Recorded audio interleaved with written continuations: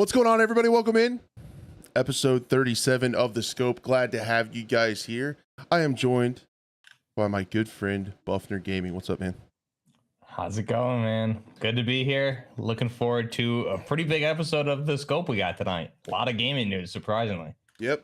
As usually happens on Sunday when I start to go to bed, thinking about, man, what are we going to talk about tomorrow?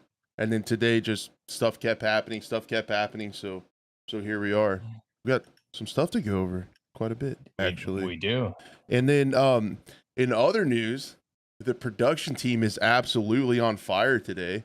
Right before we went live, so like if you guys don't know, when we play like the videos and stuff in the middle of the screen, I have that stuff all queued up before we go live. And right before we went live, my Chrome browser crashed and I lost all the stuff I had pulled up. So we're gonna be kind of going off the seat of our pants like we do. We got it. I mean, Production we'll be fine. team's always on it, though. I mean, they're doing something. I don't know if it's good or not.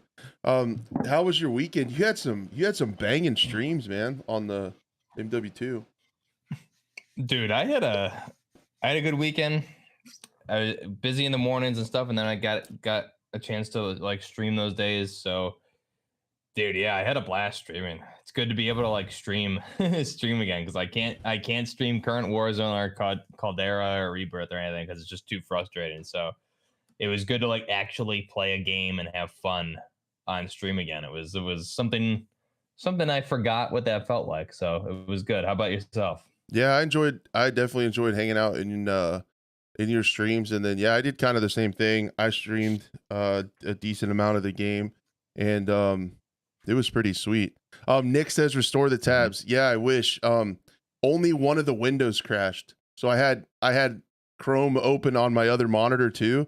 And since those tabs didn't crash, I closed everything and tried to open it up, and it didn't give me the option to restore. So maybe there's another way to do it. I could have potentially just boomered out over everything. So, and maybe not got it done, but yeah, like a lot of stuff happened today. I guess we can get into it. I kind of took a little bit of a break from the beta last night and just watched some NFL football that night, and I had an awesome day on Sunday. The weather was awesome. So watched a little football. I smoked some ribs and had a cigar, and it was pretty nice. So I saw a little horseback ride too. Oh yeah. Got on the old steed. I make my wife mad all the time. I call it a plug. I'm gonna get on that old plug, go for a ride, and she gets mad when I call it that. But yeah, we went on a horseback ride last night, and it was a lot of fun. It was a good time, and That's awesome. I didn't get injured, and I enjoyed it. So it's finally cooling off. Well, I kind of got injured because if you've ever ridden horses before, it uses muscles that you're not always aware that you have until the next morning. And then you were in some pain, yeah. Yeah, and this morning when I got out of bed, those muscles reminded me where they are and what they do. So yeah, that happened. I have rode some horses before, mainly when I was younger at like camps and stuff. But quick story: I was up camping once. And we went to a place to like do horseback riding, and I was maybe like 12, I want to say, maybe like 13. And the guy's like, all right, well, yeah, I'll give you this horse. This one, bucks like crazy, bucked me off the other day, and I like went flying, and I was like, a young kid, I'm like, well, freaked out. I was like, I don't want to get on that horse then, sir. So probably not the best salesman as far as horseback riding, that guy. Yeah, no, not good.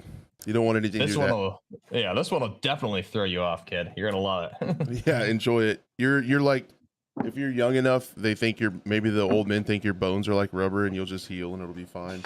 Horses are wild because like you see them on TV and stuff and are around them from a distance, but then you get up to them and you realize like how big and strong they are, and They're it's so big. It's kind of wild. And then the one I ride has to be like extra big because I'm a fatty.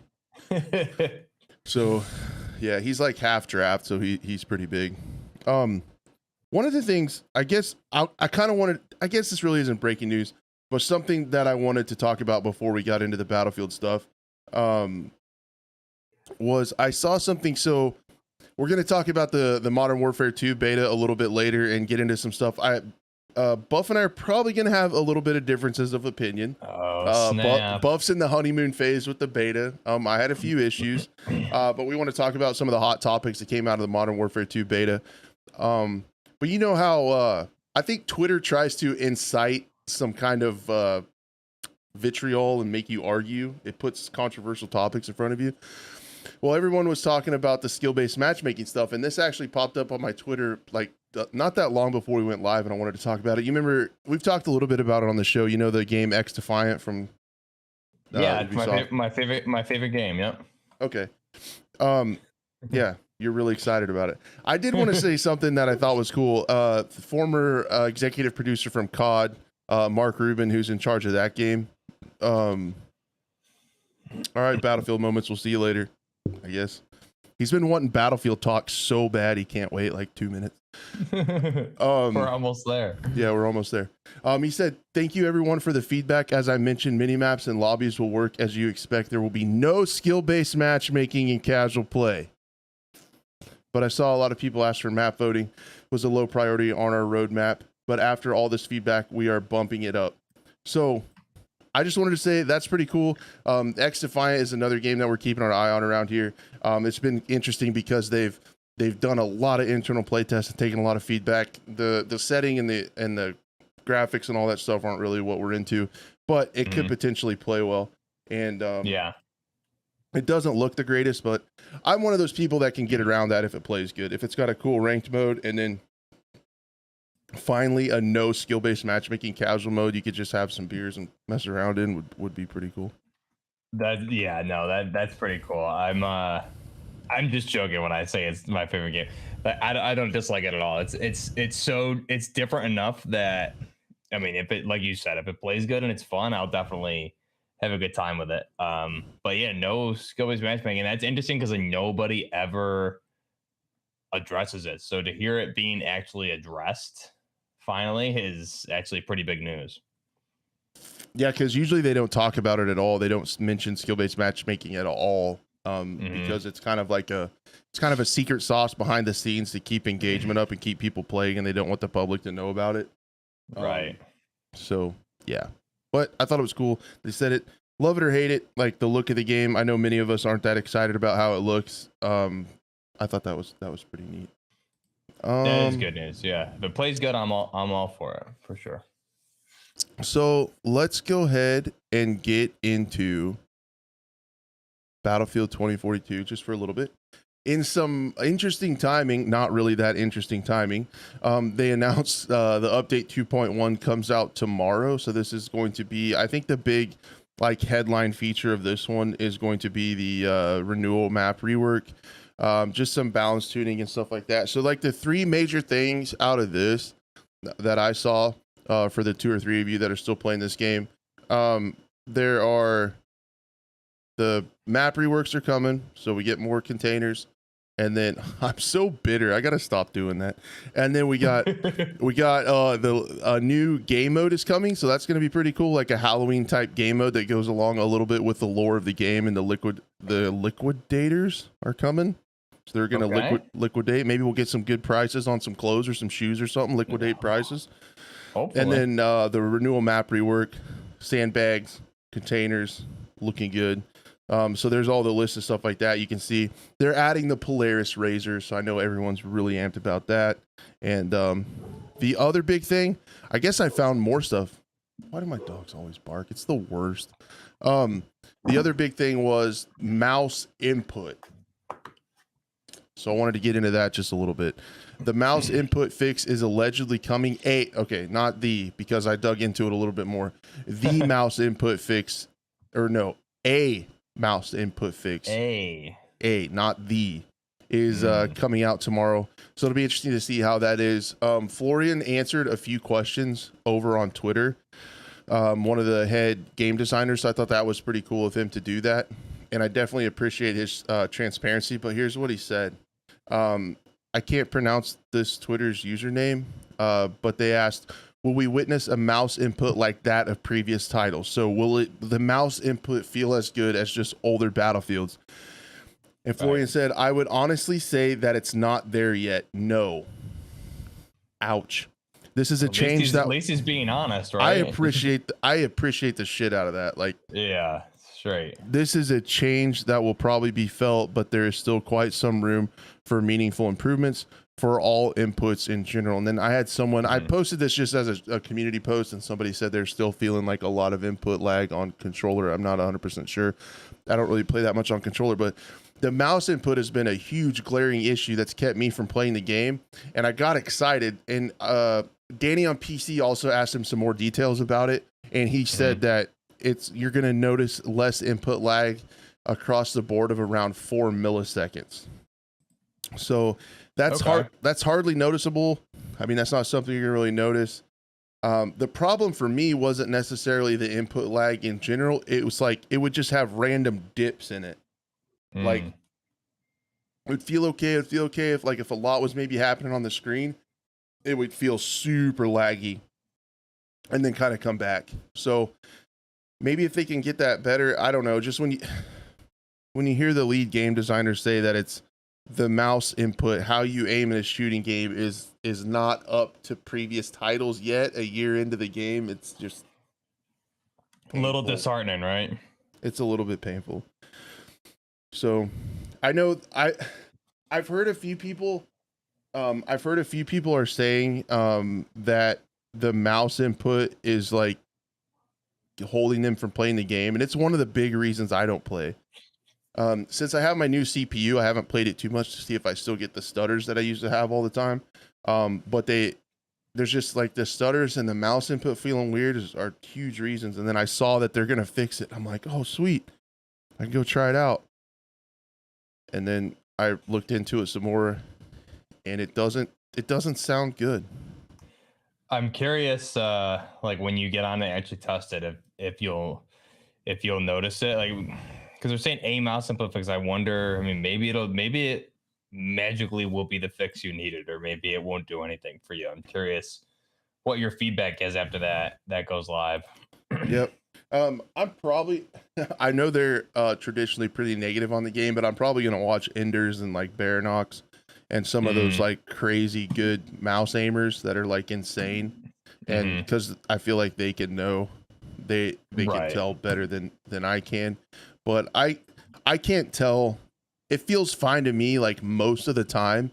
It's just every once in a while, and it seems like it's always during a gunfight, like it'll just lag out and feel like horrible. Like, it's not the whole game hanging up because everything's still going along in the background, but like the mouse just, it feels like it's not going where you tell. Sometimes when you need it to most, right? In firefights. Right. And I feel really silly, like talking about mouse input on a AAA shooter a year into its development. Like, how you aim in a shooter is still not working correctly is mind blowing in and of itself. It is mind blowing, but given where we are with Battlefield 2042, it's not really that mind blowing. But yeah, it definitely puts it into perspective, right? It's just like, wow, this is where we are with Battlefield in 2022. I still hold my weird theory that it has to do with crossplay. Like when I asked Jim from EA about that, and he said there wasn't really anything he could talk about, I was like, maybe that's it. That kind of makes the most sense to me, that it's like a mouse input problem. So yeah, it might be. I'm curious what it looks like, but none of us. I mean, what a year ago, where were we on Battlefield 2042? Right? How hyped up were we? Now, here we are talking about mouse input now. Yep, I can't believe we're talking about mouse input, but anyway, it was in there. I hope they get it fixed. I hope they're onto something. Maybe they found, where the issue is, and they're gonna be working on it. The other thing was the game mode might be interesting. Let me try to pull that up. This is like the first time, if it is a truly new like game mode and not just like a portal mode, I think it'll kind of be the first time that there's been like an additional game mode coming to Battlefield 2040, coming to Battlefield in general, like a limited time mode since the live service era. So that's kind of cool. It says the liquidators await The special event is coming your way during mid-October. We're looking forward to sharing full details with you at a later time. But for now, expect new earnable cosmetics alongside infantry-only gameplay with tight play spaces and intense close quarters combat. So it sounds like there's going to be kind of like an arena style mode, and then earning cool like Halloween cosmetics. But the liquidators is one of the factions that have to do with like the dark market and the whole thing of the nope, like it fits into the lore of the game, which is cool. So they didn't. Oh, so they didn't really say. And I thought they would have announced really what it is, but I guess not. So it sounds like, I'm curious. It just reminds me a little bit with what you said right there and what you read. It reminds me of the close quarters DLC pack from Battlefield 3. Is for that the description you read I flash back to that close quarters DLC from BF3, which was awesome, and that sounds kind of like what they're saying. So I'm curious if it'll be something similar to that again. Yeah, maybe it'll play fun like that. So I'll have to keep an eye out on it. But yeah, I think that I can't remember exactly like the lore of it and the story, but I'm sure some people will do some videos and stuff about that. So that's interesting. Yeah, they haven't abandoned it yet, but after season 4, I don't know what it's gonna be. In season 3, I know we're not there yet, but that's going to launch near the end of October. Is that what it ends up being? Do we know? It's like right around the time of Modern Warfare's release, if I remember. I think so. Yeah, it'll be somewhere in there. I did see over the weekend on Steam, like during the week, I think Friday or Saturday night, there were like 6,000 people playing it on Steam. Oh wow! Imagine building a YouTube channel around that game. Couldn't be me. No, definitely not. No. So yeah, I think that pretty much covers that.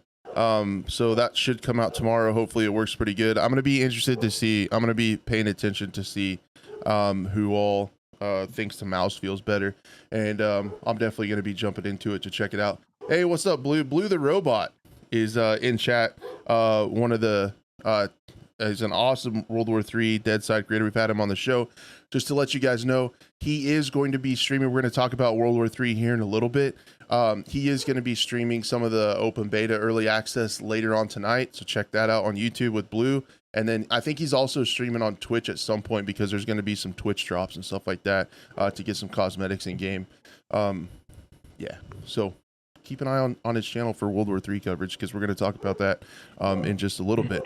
But before we get that, don't get ahead of yourself, guys. We've got a lot to go over today. Just relax, calm down.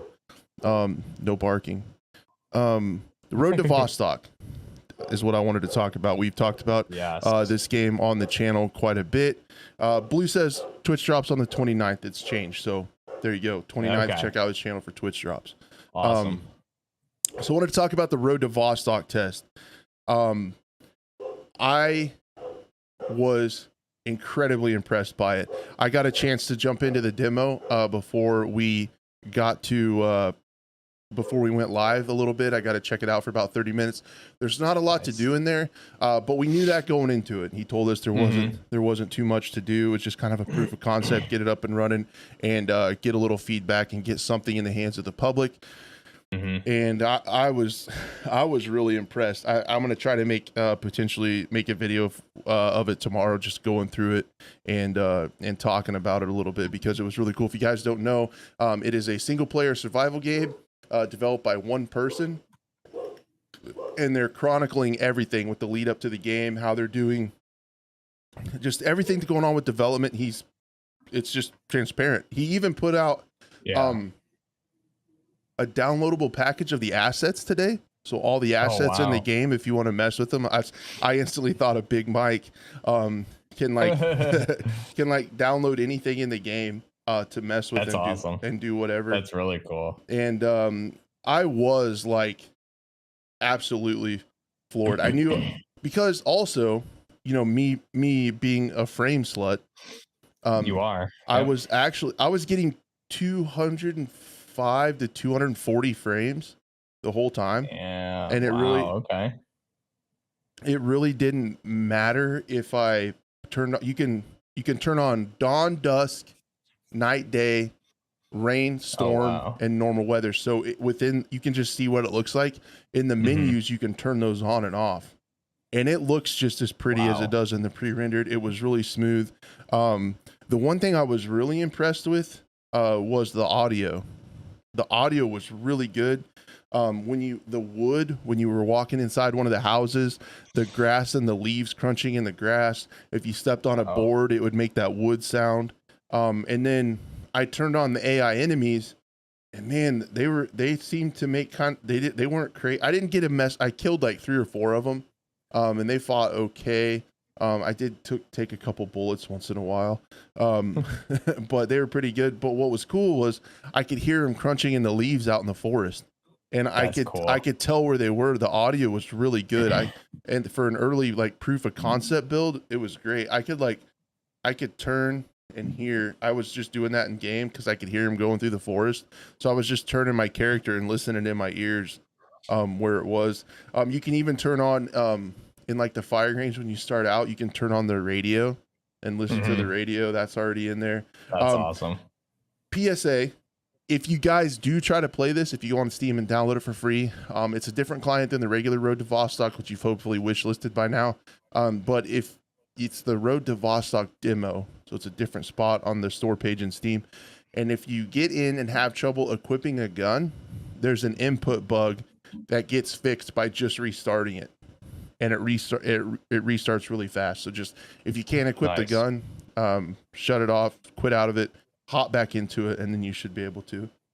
Um, but yeah, do you think You what? should do a you should do like a walkthrough video, just like a live walkthrough and tutorial of the demo tomorrow would be pretty sick to see. Just like show everything live as you're walking through the demo would be awesome. I think I'm gonna try to. I think I'm gonna try to crank up my recording graphic settings to like 1440p, what my monitor is, and try to turn it up really high and get some really high quality footage of it. Because it's really cool. Yeah, for some, I mean, I'm just thinking for a lot of the folks that may not be able to run it or don't have a PC to run it, if you were to do like a walkthrough of it and point out everything and show everything, that'd be awesome. Yep. I think I'll probably do that tomorrow. Record and just talk about it and kind of you can go around. I didn't get to see it because I was inside of one of the houses, but a jet flew over. So like you could hear the jet fly over the top and like it go through your across the Nice. different ears, and like the audio was awesome. And I like ran outside to try to see what it was, but it was gone before I got outside. Uh, And then I turned on the AI and shot a couple of those. But I picked up like the HK 416. That's all tricked out, and was walking around with that. The inventory looks a little complicated, and there's definitely a lot of tweaks to streamline stuff. But just as far as the game looks and feels, I don't think you could expect much better. It's pretty cool, and like I said, pretty well optimized. And my minimal knowledge of game development, it being single player, I think probably helps with optimization because your CPU doesn't have to keep track of all the other players. And it ran yeah. really well. I don't know if he's put out like minimum PC specs or whatever, but like I said, I had everything cranked up. I have a solid machine, but it really was running 240 frames. And granted, I have a 3090 and a 12900, but to put it in perspective, the COD beta was running at about 120 to 140. So I mean, Okay. it was like double that for me. So I would check it out. Even if you have a lower end machine, you could probably, I would think, pretty low machine could still get 60 frames and check it out. Yeah, I'm definitely gonna. I should be able to easily run it on mine. I'm looking forward to that. And Uh, I watched his video on it today, and that jet coming over, he shows in the video. It looks awesome. yep. I hope it's going to take a while. People need to be patient with it. Like you said, it's one person. And Earthy Teddy Mhm. said it's UE4. No, it's done in Unity. It's a Unity engine game, similar to Tarkov. Uh, um, but yeah, I thought it looked really good for what Awesome. it was. Not a lot in there. And then I know he's been on the show a couple times, and we've DM'd a few times. So I sent him a DM, and I said, "Congrats on the demo. I think it looks great for what it is and stuff." And I said, "I hope you're getting some good feedback and stuff." And he said that he was pleasantly surprised how, and I hope it's okay that I talk about what we DM'd about, but he said he was surprised that people weren't expecting more from the demo. Like, there's not a lot to do in it, but people were still pleased with it and thought it was cool. There weren't a lot of people complaining about this is it, you know? And I told him, I was like, that is your reward for communicating so well. He's communicated all the steps in the game. He's followed along with his time frames, and he said exactly what's going to be in here, and he's shown people what's going to be in here, so people knew what to expect. So I think I said something like, that's your reward for good communication, and we all really appreciate it. And I wish more folks would do that. It was neat. And if you want to support it, Patreon /Road to Vostok, and you can support the game. But it's pretty neat. That's awesome. Yeah, I watched this video. It looks amazing. I'm looking forward to jumping in and trying it myself. But I mean, just from what he showed in the video, I thought that was more than enough for what I would have expected for a demo. So, excuse me. But yeah, really good stuff. Looks great. I'm glad to hear it looks really good when you were playing through it too. That's good to hear. Yeah, I liked it. The movement was cool too. It was like smooth, and there was inertia, but it wasn't like clunky like PUBG or Tarkov, in my opinion. And I could see that in some of his video. You could see like he goes over a board and like jumps over a fence, and you can see like a little bit of inertia, but yeah, nothing crazy like Tarkov type inertia. Okay. I think that's all I wanted to say. Like I said, there wasn't much there, but I was accurate in saying I couldn't wait to see it rendered on my own screen. Like you see in the YouTube videos, but when you're there, and like how even better. Yeah. And being able to change the weather's neat. See what it looks like. That's so cool. The different weather. How many AI can you spawn in? I think they keep slowly spawning in until you leave. I think. Did they kill you? Did they kill you at all? Or no. Okay. No, I did get shot a couple times. I got hit like twice, and I was down to 50 health. But I don't. I should let one kill me and see what happens. I don't know if there's any heals or anything in the game. But I definitely need to get back in there and mess with it a little bit more. Now, in the nighttime, do you have flashlights on your weapons, or no night vision yet? Right? It looked like from what he showed in the video, it was flashlights. I didn't get that far yet. But when I turned on night mode, it was very dark. So it was like Tarkov night. It was really dark. Gonna need a flashlight then. 100%. Nice. Yep. So I gotta mess with it more. I literally just got in, looked around for 20-30 minutes, and nice. Yeah, I'd love to see a walkthrough video from you. It'd be great. I might check it out. I get a little more comfortable with some of the controls and things like that, and I'll probably try to record a video over my lunch break tomorrow. That's what I do. So the next thing that happened that I wasn't really we were kind of expecting, the announcement came late last week, was the World War III open beta. And as many of us feared, on their 4th or 5th whatever release this is, they're having server trouble. But I think they have it running now. If it's all right with you, I'd like to take a moment of silence for the World War III servers. Okay, I'm gonna say a little. I want to say a little prayer. World War III servers, I know you've been through a lot. I know you've tried to launch 3 or 4 times. You've got inundated with unexpected amounts of players, even though you're a free-to-play game. You've tried so many times over so many years since 2018 to hold up, to get people to play, and it's just too hard. But this time, the 5th release is gonna be the one where the servers can hold up. We're counting on you. Okay, thanks guys. Amen. Moment of silence. Love it. All right, we said prayers up to the World War III servers. Come on. It's like the 5th time. We can do it. So no, anyway, I'm being dumb. So yeah, let's hope they can hang in there. They got them running now. I saw they did another maintenance thing. They've been through like 5,000 different server maintenances. I love those maintenance posts, by the way. But I was just curious because I was watching Blue stream earlier, and I saw he's gonna start streaming tonight again instead. So that answers my question: is the servers never came up or something? Yeah, they were up for a little bit, and then they were down, up and down, just like Nice. every time. Every time, yeah. Pretty much. So yeah, but it's up and going. They added the store. I looked through it a little bit. I got the download going. Yeah, everyone was stuck on the initializing interface. A lot of people couldn't get in. Supposedly it's working now. Like I said, man, come on. It's been like the 5th time this game's quote unquote released. So it's crazy. Yeah.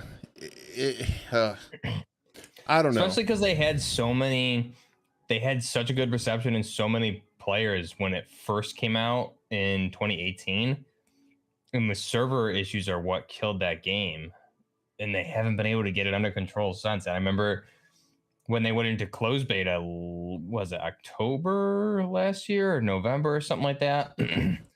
They were having day 1 or 2 when I tried to get on and play, they were having server issues again. Yeah, so you couldn't party up or anything. Yeah, you couldn't play at all. It was terrible. So it's insane that they're still going through that. It sucks because this game has a lot of potential. So hopefully they have it worked out. Fingers crossed. And I also really hope that by now they have quite a bit of content in the chamber ready to go. I hope so. As it sits now, they kicked on the store, of course, but there's really cool cosmetic stuff in the store. There's really neat looking blueprints. I'd be cool for you. I'd love your opinion on some of them. They look pretty cool. And then I'll have to install it and take a look. Check it out. And then there's only one new map though. It's a reworked Smolensk that we've already played in 2018. So yeah, it's like 4 or 5 maps is all, which is pretty rough. But we're still rooting for it. I still hope it works out. I'm probably gonna try to stream a little bit of it tonight. But it's just that'd be awesome. I'd tune in and check that out for sure. Because if you could, especially like maybe even do a video showing the store, I bet a lot of people would like to see that too. For the folks that again don't have the PCs, they're not part of the PC master race like yourself. Yeah, we'll talk about that in the Modern Warfare 2 beta stuff because we were not the master race this weekend, man. Holy cow, it was rough. A lot of crashes. PS5. Yeah. Can't do it. Can't do it. I'm fully converted into the religion of the PC now. So yeah, World War 3 it's gonna be coming out. It's gonna be free for everyone on the 29th, and that's when they're gonna do Twitch drops again. So there's a little head start for veteran players that bought it back in the day, and closed beta owners get another 3 days of a head start, and then there's double XP for the whole entire week. As people are getting started, get some stuff leveled up, get some guns unlocked, and then yeah, the store looks cool. Man, there's 2 game modes and like 4 or 5 maps, so the customization is all we just say it all the time. Customization is off the chart. The gameplay is pretty decent. There's some wonky stuff. The audio still needs work. Some of the animations are a little silly, but it plays good. I enjoy playing it a lot, and I loved playing it too when I played it. I couldn't put in that much time to it, which is why I didn't accept the offer to like be a partner or whatever they were saying, because you had to stream it like X amount of times per week, and I just didn't have time to do it. And the servers weren't even running. But it's like, how many times? Hats off to Blue for doing that, because you played the same in the closed beta last year. It was just like the same 2 maps. It felt like over and over. There wasn't a mix of a lot of the maps, and once you play them a couple times, I don't know, it's tough, especially if the servers aren't running right. But the reworked one sounds interesting. I don't know if I ever played that one because I was late to the game with PC, but regardless, this is the game that I wanted to get a PC to play originally anyways. So it has a special place in my heart no matter what. Yeah, it is cool, and it's one that I've hoped would fill my Battlefield void for the last couple titles when it's released a couple times, like because it does feel good when you get in there. And It does. oh man, I hope it's successful. I hope they can see that people enjoy it, and I hope the couple maps that we've seen teased in different trailers like this one are ready to go. If we can get some more maps and some more modes, we'll be chilling with that game. I'll probably play it quite a bit, but as it sits now, when you have the two modes and just like 3 or 4 maps, it feels like you're playing like the same 4 maps over and over. It just runs out quick. That's what I felt with the closed beta. Yeah, if they can refine that though and make it so like, okay, it's running perfectly now, there's no issues, and then hopefully they have these other maps kind of like almost ready to go and they can roll them out pretty soon, would be ideal. But it's wishful thinking, maybe. I don't know. Yep. So keep that on your guys' radar. We'll follow along if anything crazy happens with that. Check out Blue stream tonight on YouTube. I think I'll probably, if the homies can get it downloaded in time, I'll probably be streaming it tonight. And the servers hold up over on Twitch on my Twitch channel. There you go. So if the servers hold up is key, but usually once they usually like get the kinks out, they stay up for a while at least. And is what I've noticed. And plus, we had a moment of silence for the servers and said a prayer. We did. So probably gonna be fine. And that's really all that needed to happen. We should have done it earlier today. It would have worked fine. I didn't think of that. So Farm really, 51, it's your fault. Yeah, but better late than never. They should be appreciative that we're doing everything we can to help them out over here. Yeah, it's true. Literally. So yeah, let's get into the meat of the episode, potentially. Modern Warfare 2 PC. And I put debates because I've seen some of your takes on Twitter. I've seen other people's takes on Twitter.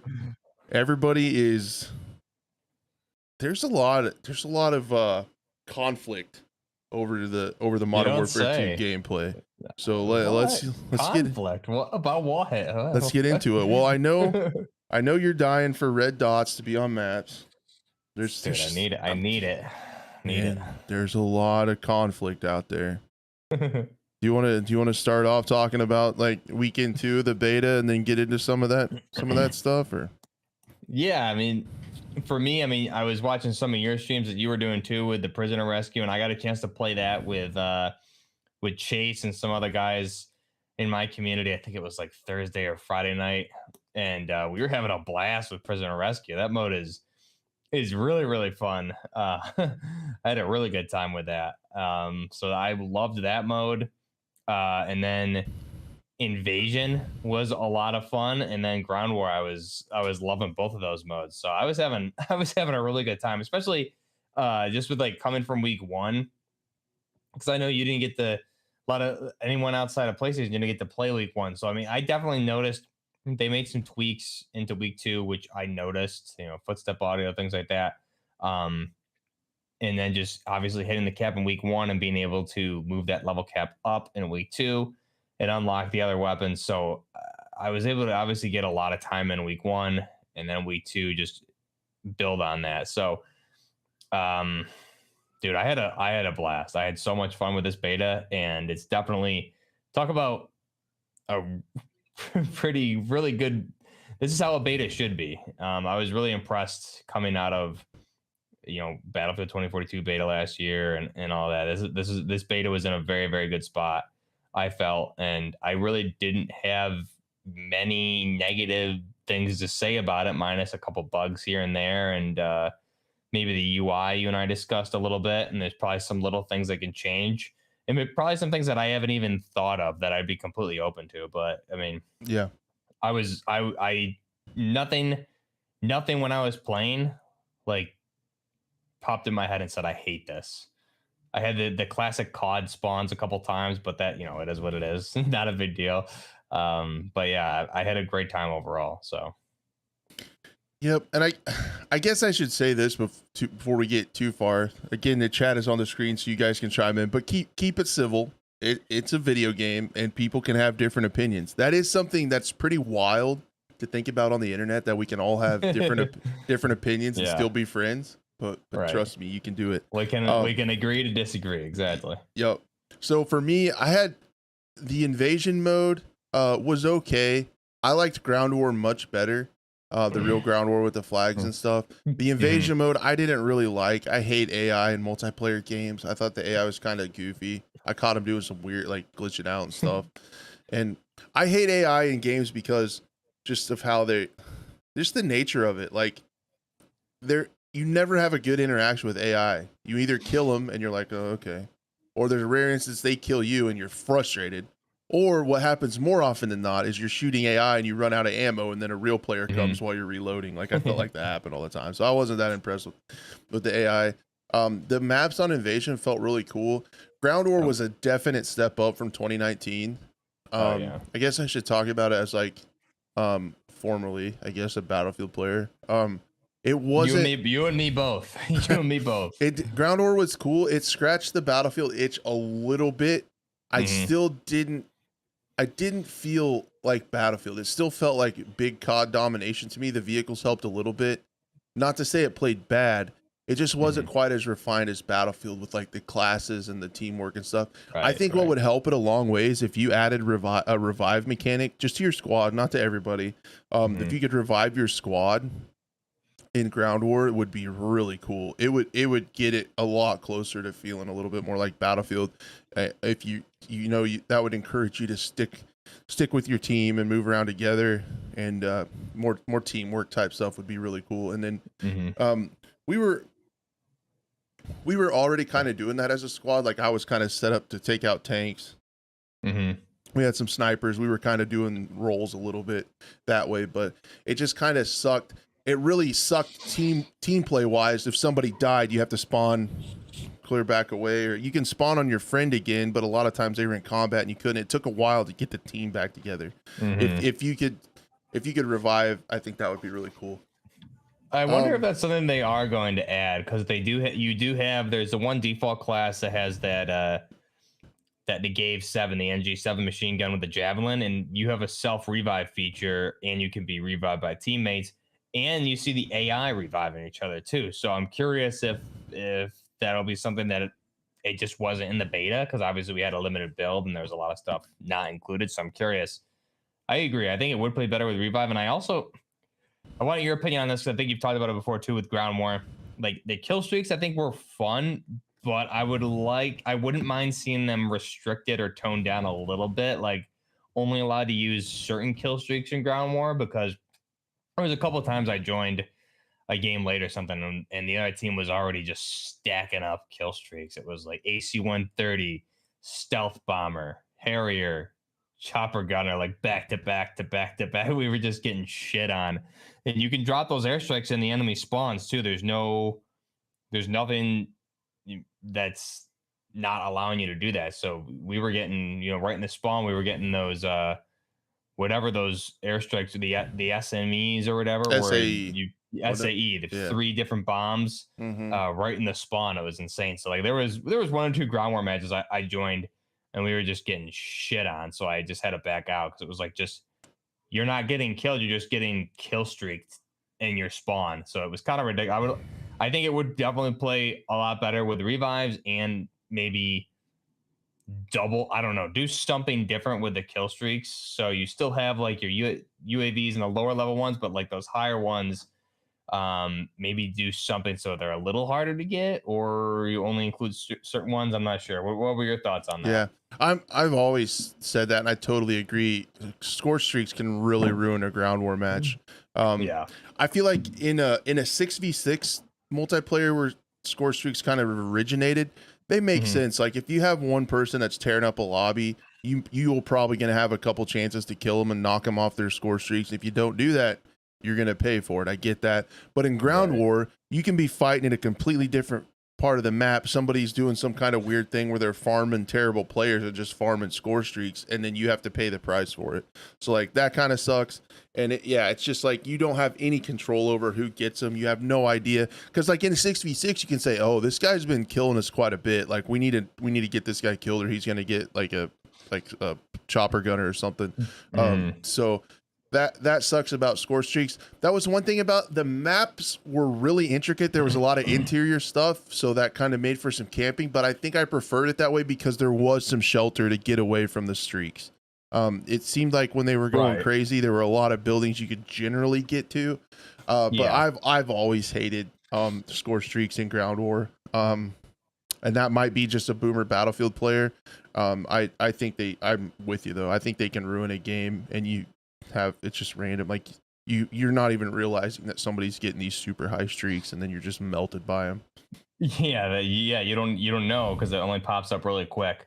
Um, that Yep. would be one area I think to improve. And I think Jake said it in chat is the Modern Warfare 2019 Ground War maps felt like a bowling lane, and that's something I mentioned in my video yesterday. Is they were very like I'm thinking specifically like Promenade, but even I would say everything from my memory minus downtown was like a very narrow map for Ground War 2019.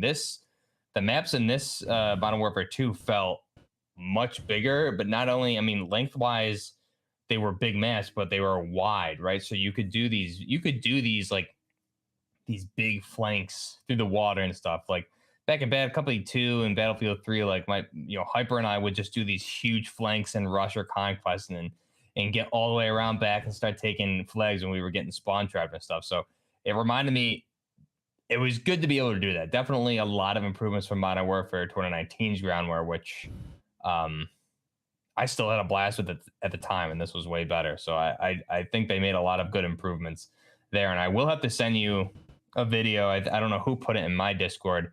Someone went through and like just like the whole weekend just followed around AI and recorded them doing everything, and it was pretty impressive to see how they act because you have like varying degrees of difficulty on the AI.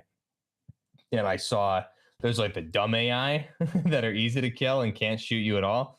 And then there's like pretty hard, like special forces type AI that will push you in groups and mess you up. So it was actually really cool to see they revive each other, how they take cover, all that stuff. And that's something I think even Infinity War said that they can dial that AI difficulty up as much as they want. If anybody's played Insurgency Sandstorm, those AI modes that I love playing, and those are typically all I play on the channel, and I cover those videos. Like the AI in that, they don't want to mess around with the AI in Sandstorm. So Yeah. I think this was probably just a test to see how everything was working. I think they can dial that up if they want to. Yeah, I think they're probably pretty cool, for sure. And like, there's a lot of technology and stuff that went into them, and a lot of hard work. I don't know. They irritate me. It's like I pull off a really cool snipe and see that it was a bot. Then I'm like, oh, yay, whatever. This see it didn't bother me. I actually, because they were only an invasion, I was like, that's it feels like that's gonna be a good just like carefree mode. Like I was getting a couple games in at lunch today before the beta closed, and I just did specifically invasion just to like mess around and not even give a shit and just play. And I was getting like these awesome snipes against players and AI, but it was just like I don't know. I just thought it was fun. I thought it was, especially because they're only in that mode at the moment. And I thought it was cool. Yep. We'll see how upset people get with them in Warzone. It's gonna be that'll be interesting to see. Yeah. But like you said, the hostage mode, I had a lot of fun with that. At first, so like it was a roller coaster of emotion with me, right? So at first we started playing it, and I was like, oh, I thought there would be kind of like more time to like more of a setup, and it would be a little bit slower, but it's just kind of like you start and you just run at the hostages. But then we had a match where we started to realize how much points you got for each different thing, Yeah. for extracting the hostages and stuff. So we get to like a 4v1, and when you're playing Call of Duty in a no respawn mode, you're like, let's go find this last person, let's go get him killed. But like, Right. it was actually better to leave them alive so you could go get another hostage, you would get more points. So Yeah. what we did was, it was really awesome. If some of you caught the stream, like we had so much fun just being strategic. Like, okay, so we need to not kill this guy. We'd send a couple people over to find him, and then kind of keep him corralled and like down. And if somebody got into a straight up gunfight with him, they'd let him die. And then my buddy Ham was like running around reviving people. So like there was one match where the guy was going around and killing us, and Ham was just following along and reviving him. And then me and someone else was grabbing the hostage down the other side of the map and trying to get it out. So like we were actually leaving people alive and like toying with them. Just I was watching you during some of those too, and you guys were like deploying smoke and stuff. It was you guys had it down pretty good. It was really cool. And then like you'd have them. Then we had one like it was something like that where it was like 4v1, but the enemy was in the extract, and you only have one extract, so we had to try to get him through there. So a couple people just ran and let him kill him, and then when he was reloading, Ham threw a flashbang, I threw a smoke, and we ran the hostage in like while he was reloading. So like there was way more strategy to it than I thought. Knockout was okay. I feel like it's kind of like a faster pace like S&D, and then Search and Destroy was pretty good. The skill-based matchmaking, dude. Ooh. So skill-based matchmaking and alcohol don't mix, all right? Because when you start out a night, you got a 6 stack of friends, got good comms, good call-outs, you're just mopping up these lobbies, right? Then you have a good time and you start drinking whiskey, all right? So now after you've won like 4 or 5 games in a row, then you start drinking whiskey, and that ability goes down a little bit. As the ability goes down, the skill-based matchmaking is cranked up because you just won 4, and then it gets a little rough. I'll just say that. The skill-based matchmaking was definitely there. We ended up meeting some very professional teams after winning several in a row. But damn, I didn't play that mode long enough. We played a handful of games, I feel. But I think we lost like 1 or 2 of them closely. But yeah, I believe it. A lot of people were saying SBMM. It's always going to be in COD, unfortunately. Thankfully, I didn't experience it too heavily. And when we did, I think we just backed out. So yep, that's why I looked. That's why I looked at that X Defiant tweet as something really cool, because that's how it should be. A casual mode should be just whatever. And then if you want to sweat it out and have SBMM, you have ranked mode, and then people get a rank and you go up and down with ELO, and there you are. What Chase said with S&D being toxic, I 100% agree. Like my overall view on multiplayer, I kind of reflected on it after playing this is, for me, the respawn modes, TDM and domination, dude, I just don't want to play that. It does nothing for me. I hate it. It's boring. Spawn, run, die, spawn, run, die. That doesn't do it for me anymore. That's where I found some of the fun, where I feel like your life matters a little bit more in those non-respawn modes, and the strategies a little bit there. I like those a lot more. At the same time, I also don't really enjoy those by myself, because I am the player that likes to, like, I can take gunfights and I can aim, and I like my chances if I have to, but I like starting from a place of like good positioning, being smart around the map. And a lot of times Call of Duty players on the other team are creatures of habit. So you kind of know what they're doing and play off that. People do the same thing. They take the same routes. And I like being in good positions too. And you just, when you have a lobby of randoms, you just can't get anything together. Like you can't communicate. They won't do anything that makes sense. So I don't really have that fun, but I had a massive amount of fun with a group of friends in Discord making call outs. Win or lose, I didn't care. If the toxicity bothers you when you have a group, like, just shut off game chat and you're talking to your friends and just having fun. That's what I did eventually, because Chase said it. We ran into just like some stupid racist, like, there's a lot of that. Didn't graduate high school type dudes who think they're right about everything, and you're just like, dude, how do you even argue with this this type of idiot? It's just like the dumbest, most racist shit. And that's what like pissed me off, and I made a tweet about it over the weekend. It's like back in original Modern Warfare 2, I would trash talk, and I was dropping 40 kill games like all the fucking time, and I could back it up. But we were trash talking, like, we were trash talking. We weren't like being racist assholes. You know what I mean? And now everyone's just a racist homophobe nowadays. It's just ridiculous. And back then it was like, yo, you suck. your mom's a whatever, blah, blah, blah. It's like, yeah, well, blah, blah, blah. Now it's just all racist Yeah, and it just goes instantly homophobic stuff. toxic. Yeah, it's just so stupid. And it's like, I don't want to hear that. Like, if you're going to, let's like trash talk then, but like, you're just going to say uneducated, dumb bullshit because, you didn't graduate school or you're just a moron. I don't know, but it's just Yeah. annoying. So, Yeah, you can't have like a back and forth trash talk anymore because you can't. the edgy guys have to go into their no Yeah. words to And they like blast edgy and cool. music and they're just like they'll talk louder like whoa whoa whoa whoa whoa Yeah, and yeah. then it's like whoa, what are you even saying, dude? Yeah. Like I'm especially you when have I'm Tourette's? I don't know especially when I'm Mhm. streaming, like I'll listen for a little bit, but like I hear that shit starting and I just mute it. Like it's just Dude, I had to mute every lobby, and that's okay. So here's the one thing I actually hated about the beta is I could not mute the lobby in the before we loaded into the game. So you'd be finding a game in the menus, and when it matched, all of a sudden every time it like unmutes. So you just have like I don't know what it is with people these days. Just like who's playing a game and has like a fucking boombox going right next to them every time. It's blowing out my ears. I'm like, dude, why can't I mute this? Who's doing this? It's crazy. I should do a video. You can actually also just turn off voice chat altogether. God damn, that's what I should have done. It was driving me insane. Someone streamed a couple times. I was like, fuck, I can't. Yeah. It was just pissing me off. Someone should make a video about the different microphone users. I think that would be pretty funny. You got the one that blasts music.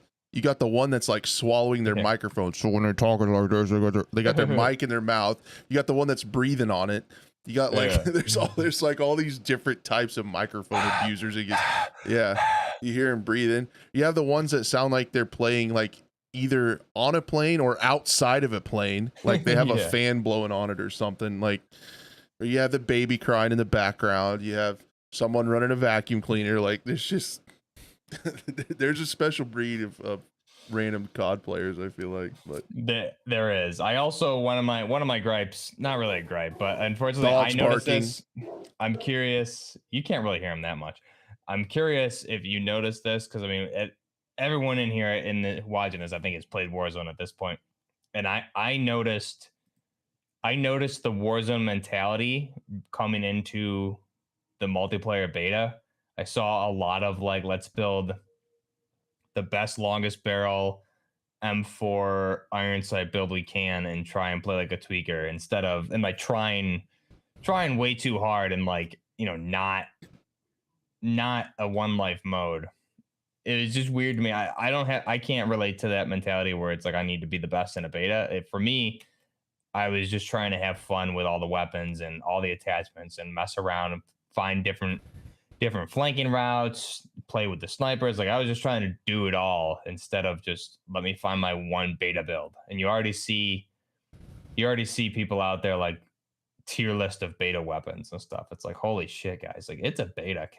What happened to just having fun in video games? Dude, that's gone forever from Call of Duty with skill-based matchmaking. It used to be so fun. Like it was still in the older CODs, but I just remember Black Ops 3, like we'd make weird pistol builds or just like tomahawks only.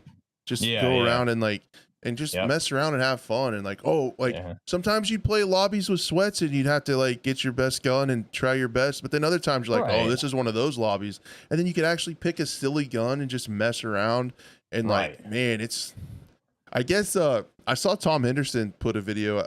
He shared a video. I don't think he made it, but about how to reverse boost. Like, I don't know if that's exactly like kosher, but man, it's tempting just so you can have some fun again, like messing around. But yeah, that's insane, man. Reverse boosting. What a time to be alive. But we did get. I have to admit, we did get pretty sweaty. In the hostage modes and stuff. But that was just fun for me, like the call outs and the comms, and that's the most satisfying stuff in video games for me when you pull something off with friends, like when there's a couple of you and you do that good cool communication together. Yeah, the communication's awesome. I get super excited with that stuff, and I was having a blast watching you guys because you guys had the strategy. I was watching you guys. I was like, damn, it was cool. Yeah, you guys were killing it. It was a ton of fun. Shout out to the weekend crew. We had a good time. And then the other thing, I was surprised with the amount of crashes I had. I had a lot of crashes in Ground War and stuff, the game locking up. Yeah, the Tactical Crew, that's what we're calling ourselves. Yeah, it was fun. And then, but I had a lot of crashes, more than I expected for a game that's going to release in 3 weeks. There was a lot of problems on PC. I had the screen flashing thing. I hated that. I can't believe that like made it through, because I feel like that could cause like seizure problems with some folks. And then I hated the UI. Like I hated it. And we it we was were rough. we were laughing. We were laughing about how shitty the UI was, that they actually had to put a search engine in it. Like which was cool. If you go into your settings on PC, I don't know if it is on console, but there's actually a search bar, and you can search for the setting that you want to change and pull it up, because the UI and the menu system is so convoluted. They actually had to add a search engine to it, which was like cool, but wild that they had to do that. We were laughing about that. We're like, I could see the main executive producer in charge of the UI. It's like, well, I got this team that made this horrible UI, and now I got this other team that's trying to save it by making a search engine. I don't know. I hope they fix it. I saw some. I just need to jump in here. I'm sorry to cut you off. So let me have it. Exclusive Ace made you probably can't. I just tweeted it. I don't know if you have Twitter up to share it, but don't worry about it. Regardless, yeah, I can. Ace put a tweet up earlier, and I like replied to it, like beta feedback. I was like, I loved everything about it, like some minor things, and I had a great time. And like, this is what we're talking about with that uneducated, dumb part of the fan base, just saying stupid shit, saying I said I loved it, no big issues. This guy goes, typical unaware COD casual corner camping noob who has no idea about what makes a good COD, as the game is completely centered on him. So I think I had a great rebuttal there. I hope I said, you got me, bro. I'm such a corner camping noob. Can you link me your channel so I can learn how to play better? Thanks. So, I mean, that's exactly what we're talking about. Like, what are you talking about, man? What are you talking about? Jesus. Yeah. People are, let me tell you something about a little something about a lot of people, right? Like, good God. Yeah. Just a bunch of brain dead morons, man. You're allowed to, like we said in the beginning of this, we're allowed to disagree on things. Just because I like something and you feel differently. Like, why are we resorting to toxic name calling and stuff? It's so ignorant and narrow minded. It's like, if you feel it differently, then what do you dislike about it? Like, have an actual discussion instead of being toxic and just insulting people by calling them a noob. But I mean, who knows? Maybe he does have a big YouTube channel and he's going to show me how to be a better player. You know what I mean? And you know what? Tune into the scope to see how two people can disagree, because you and I disagree about some of the stuff in this game. You know what? We just talk about it and move on. At the end of the day, neither one of us are going to change anything. But yeah, I really like what Legit said. He said typical Twitter user, more like it. Yeah, he just basically called you a bunch of names and offered no other thing forward. But that is extremely common on Twitter, man. Like Twitter. Yeah, it's just a bunch of little something about a lot of people, guys. So well, yeah, exactly. I want to talk about this for sure. And people can say I'm stupid, I'm a boomer, I'm a corner camper, I'm a sentinel or whatever. It's not true. But the whole red dot thing is just, the arguments around it are just don't make any sense to me. I'm so confused. I'm so confused by the argument. And that's you commented on my tweet today too. But yeah, please take it away, because I'm lost. Yeah, so all the arguments for it are essentially that the red dot caters to campers, right? And I guess I've also seen some people say like it gives them confidence and stuff moving around the map. But I would argue there's so many instances. Do you think if they made suppressors stay off the mini map, that campers aren't going to use suppressors? Like, people that camp in corners and hold buildings down are just going to use suppressors. Everybody's going to use a suppressor. That's all that's going to happen. There's going to be no variety in that. And then, I mean, there's so many things to change. If like the red dots are super important, you think you need it, try to get a UAV, maybe make the price of the UAV cheaper. They give you so many tools to deal with people in rooms. There's freaking grenades that go through walls. Like, you have a heartbeat sensor you can carry if someone's camping. And then once you learn the map, you get the satisfaction of putting the time into the game to knowing where to check corners. Like you start to learn the map. You say, hey, a lot of times someone will sit here. Let me just check that with my gun. Maybe you have to move around the map 4% slower to check some corners. They give Right. you shock charges. Those shock sticks can stop people. They give you flashbangs. They give you smokes. Hmm. They give you all sorts of grenades. They give you a camera, so if you know that a player's in a room. And I was using these, and no one was even could tell or was shooting them. I don't think they were looking for them. If you have a room that Right. somebody's been camping in, you can throw a camera and look in the room, like before you go into it. So I hope they stick to it a little bit, and maybe I get where people are coming from, because as a Battlefield player, and people call it like a core mechanic of COD to have the red dots. And as someone who's always loved the Battlefield franchise, to see everything they took away, when they start to change and take away stuff that you thought is fundamental of your game, I get, like, this Right. is me trying to see it from their side. I get how that can be scary, but I hope people give it an open-minded chance, because I liked how it played more. I spent more time in the game, using my eyes, looking around on my screen, rather than Mhm. always checking. Because I've seen in my stream sometimes when I'm playing multiplayer in COD, I'm constantly looking at that thing. Like, you can see on my face cam, I'm just always like, Yeah. just always staring at it. And it feels better to me to be in the game and think about, hey, this room, I've been killed by a camper in here. Let me throw a flashbang in there. Let me get my heartbeat sensor out. Let me throw a camera in there. Let me throw a shock stick in there. Let me just kind of pre-fire that. Let me, like, ammo's free, pre-fire that stuff. So uh, Right. I don't know. Exactly. I see where they're coming from, but at the same time, I hope people are a little more open-minded, and I've tried to express my opinion on why I like it how it is. If that makes sense. Yeah, I mean, I agree, and and this is where you get that argument. Well, you're either like you came from Battlefield, or you're just not a real Call of Duty fan, or blah blah blah. It's like I've played the very first Battlefield all the way through. I've played the very first COD all the way through. So that argument doesn't make sense. I've played all the Call of Duties where there was red dots on the map. I've played even the Battlefields where there was red dots on the map. Battlefield 3, red dots on the map if you're unsuppressed. What did we do? We ran suppressors on every weapon. So what do you do in this game if they were to do that? You just run a suppressor, but you're restricting attachments in my mind. So again, like, I don't care either way, is to be clear. They can do whatever, but Infinity Ward has chosen to do it a certain way. They've made gameplay improvements in my mind from Modern Warfare 2019, from what I've seen in the beta.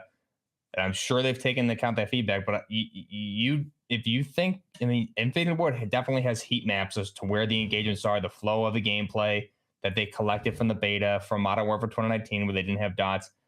And I think if they thought they needed dots, they would add dots. Instead, what they've done is add other tools into the game in order to counter that. So again, if you have dots on the radar, okay, everyone needs to use a suppressor in my mind. So And they I will. hear they will. Everyone will use a suppressor, and that's what I didn't like about Warzone.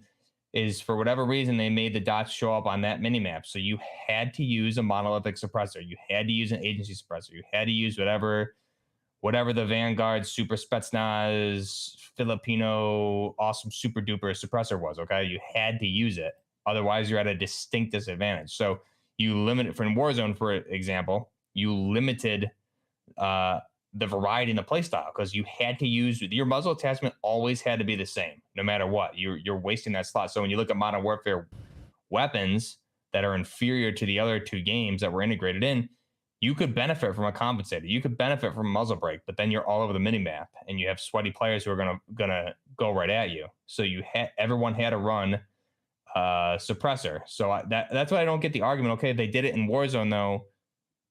Everyone was running a suppressor. So I just don't. I'm just lost. But like I said, I don't care either way. But I haven't heard an argument yet.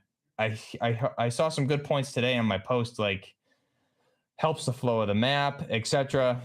Which is all. Those are all good points.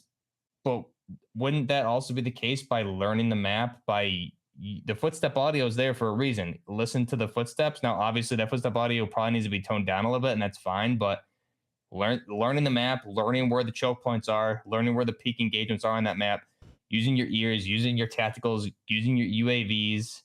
I don't know how the game benefits from having red dots on the map. at this point. The one I don't see it. And if the someone can convince me otherwise, I'm completely open to it. I and like you, I did see some good points on Twitter too. The other thing that I did hear that made sense was it's a really good trade-off for suppressors, right? So like Mhm. you're losing some damage and some range, and Yeah. the trade-off is to stay off the map. So that's a cool conscious decision, like to run a suppressor. But I would just argue that staying off the mini map, it's like when you have 99% of the lobby running suppressors, it's not that Mhm. kind of decision. Like it's not a decision. Like everybody just does it because staying off the map is much more important than losing like a little bit of damage range. Yeah. I think the suppressors, the trade-off should be you lose maybe a little bit less damage and range for Mhm. being quieter. And people like, oh, I heard someone Right. shoot Right. over here, so I'm gonna go check that out. Like, Right. oh, I didn't hear like then you don't hear. I don't know, just how suppressors kind of work in Tarkov because audio is so big in Tarkov. If you're loud, people can triangulate and hear where you're at. If you're using a suppressor, people who are closer can't hear you, can't exactly tell where you're at, just like how suppressors kind of work. So So that's a rational. Well, you just said because you're a rational thinking human being with a normal functioning brain. You made a good point there. Now, if I were on the other side of the fence, I would say, well, just go play squad then, Crash. right, Get that garbage out of Call of Duty. Go play squad or Arma 3, which is just a stupid argument. People that say that, but no, I mean you made a perfect point there, and that's open for a discussion, right? So again, the audio is completely revamped. I thought the gun sounds were amazing in this game, especially unsuppressed. So that's the other thing is you can hear the gun, you can hear where the gunfire is coming from. Like we're in an age of headsets, directional audio, 3D surround sound. You can tell the direction a gunshot is coming from him, and the way the audio is tuned. You can tell the distance. Is it close? Is it medium? Is it far? So you can tell that. Why not? So if you don't want to be heard, it's the same as not wanting to be on the minimap. Just use a suppressor. So that's a conscious decision to make as a player. And if the dots on the minimap, it would give more reason to use suppressors, but the reason is still there because you don't want to be hurt, right? yep. So I don't know why it needs to be on the map. And they made it. People were saying that then if you don't have the red dots on the map, it makes suppressors useless. But you can have other benefits from suppressors on top of being just overall quieter, so people can't hear you shoot. You can make them have a Mm-hmm. little bit less recoil. There was a Mm-hmm. lot of muzzle blast on some of the guns, so you can have it Yes. take Yeah. out some of the muzzle blast, so you can see a little bit better during sustained Mm-hmm. fire. Right. So I don't know. I Right. love debates about like stuff like this, but yeah, just keep it civil. Like whenever you resort to telling somebody, just calling people names and tell them to go play something else, you're It's a conceding that you don't yeah. have any rational like Right. ideas about it. It's a sign of ignorance. Yeah, it's a sign of ignorance, and that you're not incapable of having a rational discussion where either like Crash and I right now just had a discussion, and we can agree on some aspects, we can disagree on some aspects, and find a common ground and see each other's point instead of just being toxic as shit to each other. That's Yeah. a big problem I'm seeing with the Call of Duty community, especially people getting flown out to this COD Next event. You didn't hear jack about the minimap and dots until they're not staying at the hotel that Activision paid for, they're not eating the food that Activision paid for, and they're not in the building playing the game Activision is flown you out there to pay. The second all that's gone, then all of a sudden the minimap thing is a huge issue that we need to be toxic as shit about. But not when Activision's flying us out there. Yeah. It's just weird. And like I can be kind of a dick to Raven on Twitter sometimes, Uh-uh. but I'm not calling them like I'm not being toxic as hell. I'm being a sarcastic New York dick with sarcasm. There's a difference. I'm not like going ham like we see with the Call of Duty community. It's honestly really upsetting to see the Call of Duty community how they act with things like this instead of just having discussions. Why can't we just have discussions about it? And all you see on Twitter is toxicity. It's really bad, man. It's tough. So I mean I'm thankful I was able to find a niche in the community where I don't attract that type of fan base, but you have other people out there who do attract that fan base, and they cater to the negativity within the community.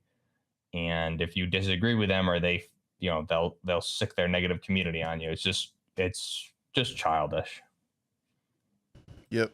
No, I liked a lot of the new mechanics. I thought the movement was cool. I have a really cool clip where I clutched up a 1v4 using the dive mechanic to get out of the Oh, way. really? It's similar to why I like the slide mechanic in Battlefield 5. It's got a cooldown. You pay the price for using it because you can't, when you stand back up, you can't use your gun for a little bit. Right.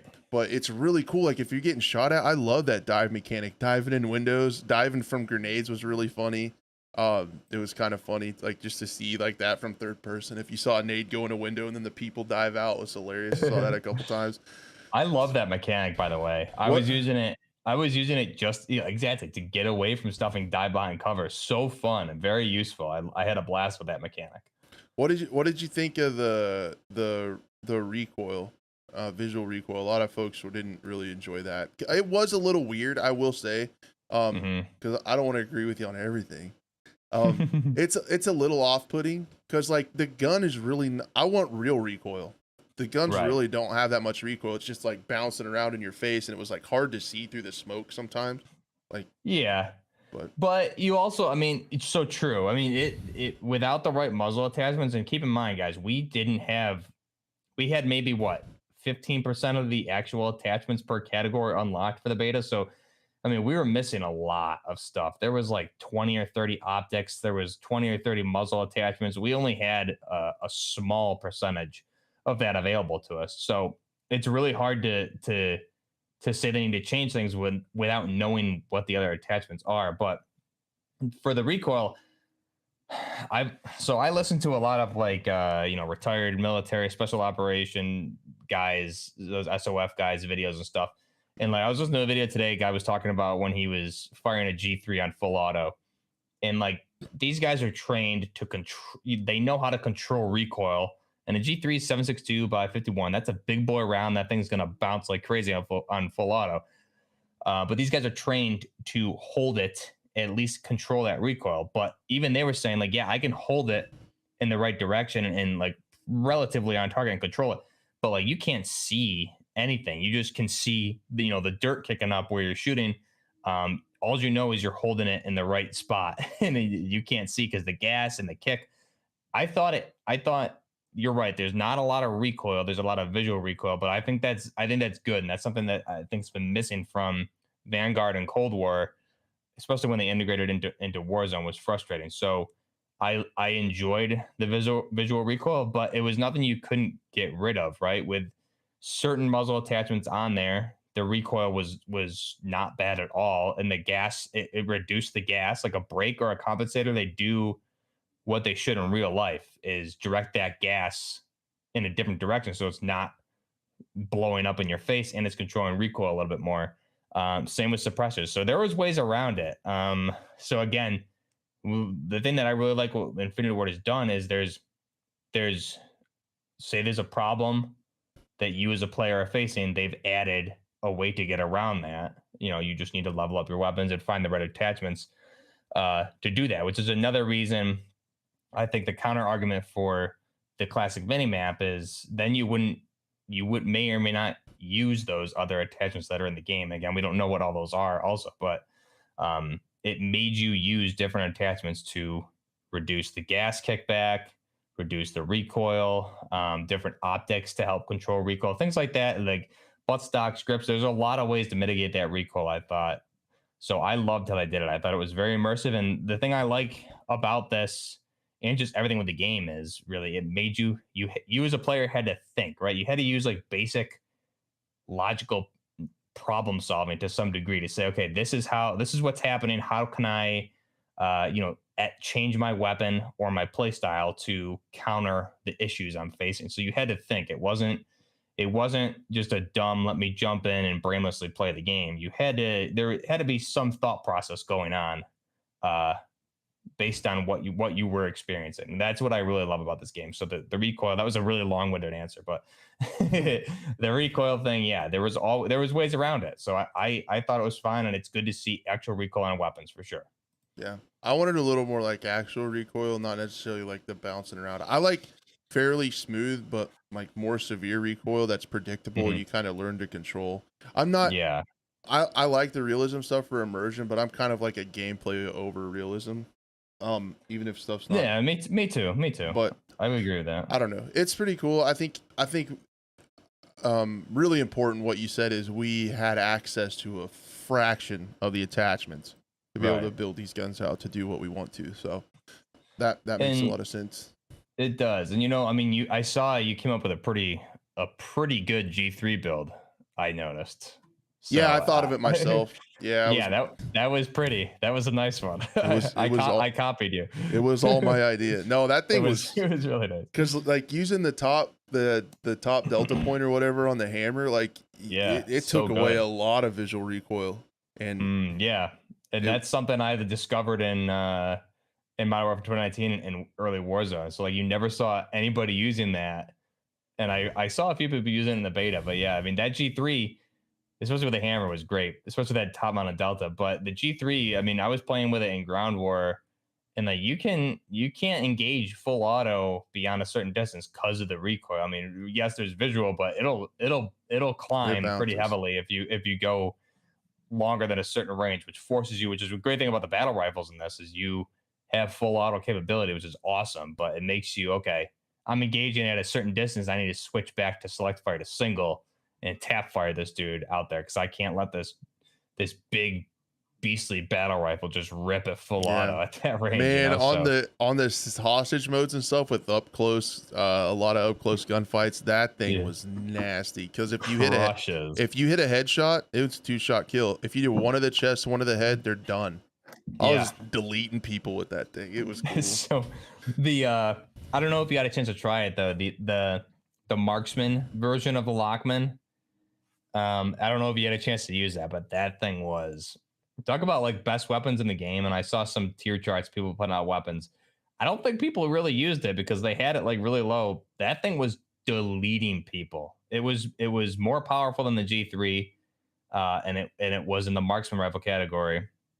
And that thing was just insane. I was running that in some games of prisoner rescue. I forget that one Mexican map that takes place in Mexico there, and there's like that middle alleyway, and I would just Market, I'd yeah. post up, yeah, I'd post up and mount down that alleyway, and just was dropping every time people would cross.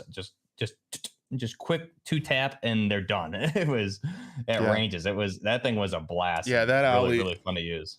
on a side note, that alley was really strong in like hostage and S&D because you could basically Yeah, cut off rotations from the whole map looking down that thing. yeah, So it yep. was pretty cool. But Good choke point.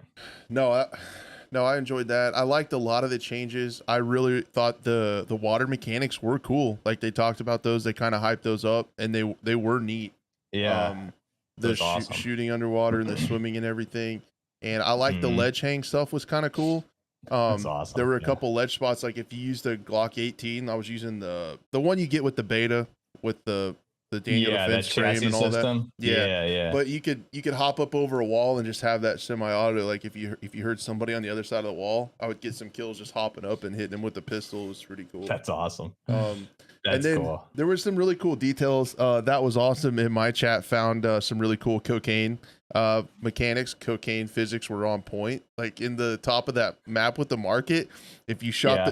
the up in the back room, kind of by that look where you look down the back building, in that same spawn where you can look down the market, there was cocaine on the table, and you could shoot it, and the cocaine would like splatter, like the way you'd shoot it and stuff. So it was good. If you're into cocaine physics, they got it.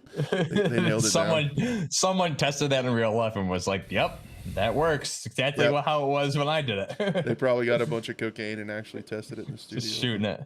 But So no, it what was pretty happened? cool. Yeah, I overall, I think, yeah, I give it, probably like a high 7, low 8 out of 10, like 8 out of 10 probably. I was hopeful that Ground War would do a little bit more with squad play type stuff. When when we were talking about like I hope they go all in with these modes and really change the balance to make them play well. In Ground War though, I did want to say something I thought was cool was that giant helicopter was badass that you can walk around in, and then throwing the shock stick on the chopper and then it crashed into the pole and killed everybody inside was really cool. I did that once. I did that when I was playing with you. I did that when I was playing with you. Yeah. That was really cool. Like walking around in the chopper was really neat. So I had some dirty snipes out of a door of that thing too in Ground War. It was talk about that was fun, but can we talk about like how satisfying the sniping was, at least to me personally? Like getting a kill with that sniper was just like so satisfying. The one mode, like when I was dialed in before I drank too much whiskey, that one pre-class where you had the Mark II lever action and the Finnick. Oh, the Vector, right? The Vector, yeah.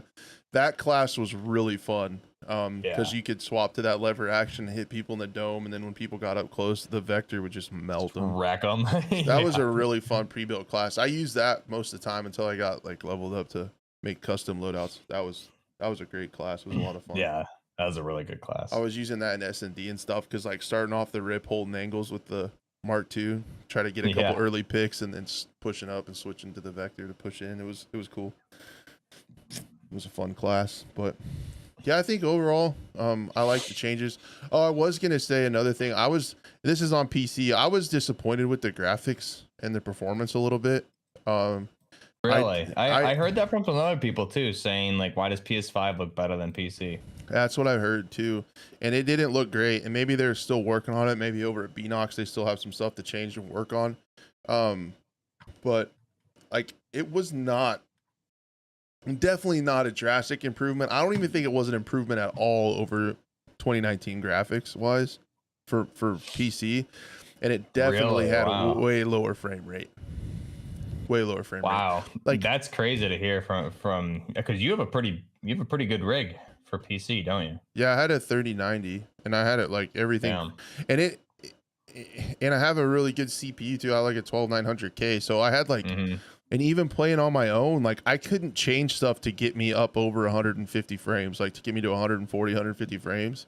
Wow. And I was trying to change a bunch of stuff and downscale stuff, and it was just like CPU bottleneck somewhere. But I didn't think it ran very well on PC. But I'm sure there's optimizations and stuff to be made. Yeah, I'm sure they'll add a bunch of stuff when it comes out. And I know there were some videos like of how to optimize on PC settings and stuff like that too. I'm sure there'll be more of those, but I mean, I was on PS5 and I didn't change anything in the settings. I left the motion blur and everything on, just because I wanted. I'm gonna be honest. I'm gonna leave it on when the game comes out because I think it looks awesome and it makes the game look better. Motion blur for the world and the weapon blur. I thought it wasn't because the graphics for me from PS4 Modern Warfare 2019 to Modern Warfare 2 on PS5. It was like night and day, honestly, and having those blurs on the excuse me, holy shit, I'm sorry. You all right? Worried about you over there. Oh yeah, need a Heimlich maneuver over there? Yeah, maybe I choked on my spit. Holy shit. Done it. Wow. All right, we're back. Whoa, okay. My voice. Good God. Testing 1 2. Whoa, okay. You sound like a movie voiceover guy now. Yeah. Holy crap. You need a minute? No, I'm good. Do I sound shitty? Yeah, give me a minute. All right. You keep going. Oh, what I was gonna say, I saw people in the chat talking about it running good for them. Maybe I had something messed up. I could have had something messed up. I did download the drivers right off the rip and do that before I started playing. So that could have been it. Because when I play Modern Warfare 2019, a game that I don't think looks real similar fidelity wise, in my opinion, I get like 220, 240 frames on that with everything cranked out. So I might have had a setting messed up somewhere. Somewhere it could have been jacked. That's very, very possible. But they were stable frames. I just couldn't get them like as high as I wanted to. But other than that, I was hoping for more of a graphics upgrade. And I feel like this is, guys, look at me right now. This is 100% not a slight to any of you guys still on old gen. Okay. Just don't take this personal. It just is what it is. I feel like the game still at this point still being made for old gen is kind of a little bit holding us back, like PC wise and next gen back. Now that's fine. I get it. Stuff's expensive. Like, no problem. If you play on those, no problem. But like, I feel like it holds games back like just a little bit. But I love you all. I love everybody that plays on everything. But that's just what I think. Yeah, okay, there we go. I'm good. Good? I'm You alive. back? No one Guys, he's panic. back. I'm back. I'm good. Yeah, I mean it's weird because for me, and I don't know how I don't think my streams, like, even though it's streaming on YouTube on HD, I don't think it captures how good it looks because I'm not outputting in like 4K or anything. But it was definitely a huge night and day for me from what I was on PS4 for Modern Warfare 2019 to Modern Warfare 2 on the PS5. And like I said, I left the motion blur and everything on. It looked great and it wasn't hard to spot people. Whereas in Modern Warfare 2019, if you leave that stuff on, it made it very difficult in some of the settings. So here I had no issues seeing people spotting enemies even in dark areas far away. So that's something I'm definitely going to leave out. I think that made the game look that much better for me, and it was just more immersive. And I'm not somebody that really cares about my KD anymore, unless until we get into Warzone and DMZ. But I was able to play pretty good just with the way it was. And I noticed a big graphical increase on my end on PlayStation 5 at least. I heard on console it ran better, like smoother and everything. So that's something. I'm sure that'll be optimized though when a game comes out. Hope so. It should be. It seems like they can do that. I know there's a lot to it, especially talking to Jim from EA when we had him on about how complicated, like that's what he did, like as a rendering engineer. But sometimes they put out updates and certain graphics drivers just make stuff way better. And that's what I didn't see. Usually, especially with Call of Duty, when there's like a beta or something, NVIDIA will have like a special driver and that's like optimized for the new game coming out, and they didn't have it this time. So I'm sure they will at launch, but it was wild. But I think that kind of covers the beta, kind of what we thought. We had a little bit different experiences and different opinions, but overall, I think I give it like for me, I know you gave it an 8. I give it like a 9. I want to say I'll give it a 9.5 for me personally, just because there was some minor bugs, some minor things. Definitely, like, I'm sure will come at launch and just run in the beta, like being able to inspect my weapon in the gunsmith after I build it up, like you could in Modern Warfare 2019, and like inspect your operators, things like that. Obviously, that'll be part of the full game. But I really didn't experience that many bugs, little things here and there, which they're going to have fixed. So I had a really good experience. Just some minor things here and there. So I'll give it a 9.5 for me. I should probably give it, to illustrate some of my problems, I should probably give it like a 7.4, which is pretty. I think it's pretty good. That's pretty good. Yeah, I'm looking forward to it. I 100% think overall, it's just multiplayer in general. I can't, like, the novelty of multiplayer shooters has worn off of me to a point where I don't want to play respawn modes. I get nothing out of it. They're really boring. Like playing the no respawn modes with the squad is where I found my fun in multiplayer anymore. And we're gonna see where DMZ and Warzone go, but that's exactly what I was gonna say. Is DMZ and Warzone gonna be right up our alley for sure then. So, all right, yeah.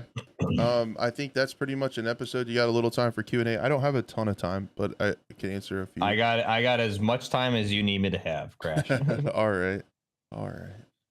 I don't want to take time. You're busy, and you're like the Call of Duty weapons expert, man. You probably got stuff going on. No. This is my only YouTube commitment today. So I'm a washed, I look forward to it. I'm a washed Battlefield YouTuber. Nah, that doesn't play the game anymore. You're gonna find your spot here, especially when Modern Warfare 2 comes out. If you get into it and find your niche there, you'll be good to go. I just produce a moderately okay podcast that works out. The best. I mean, we're on more channels than the Super Bowl, Crash. Come on. That's a big deal. It is. This is a syndicated program. So yeah, guys, if there's anything that you have questions or topics or anything to discuss, we will answer those for a little bit. if you have them. If not, or while we're doing that, thank you guys for being here. I really appreciate it. The audio podcast has been doing really well. And yeah, absolutely. I just want to jump in before we get the questions starting to come in here. Really quick, I don't know if you played that map for Ground War. It's Santa Cena, I believe it is, and that's the border from Sicario. Did you happen to play that map and notice that? Because I didn't. No. I didn't notice it. I watched the Sicario movies, but it's been a long time ago. So in the first in Sicario, I mean, there is mixes from 1 and 2, but the first one they have that engagement on the border crossing from Mexico back to the U.S. like that. It's changed up a little bit, but that's in the game. It was really cool. So like you're standing cool. where that happened. I thought it was really, and that goes to all Ralph's leaks.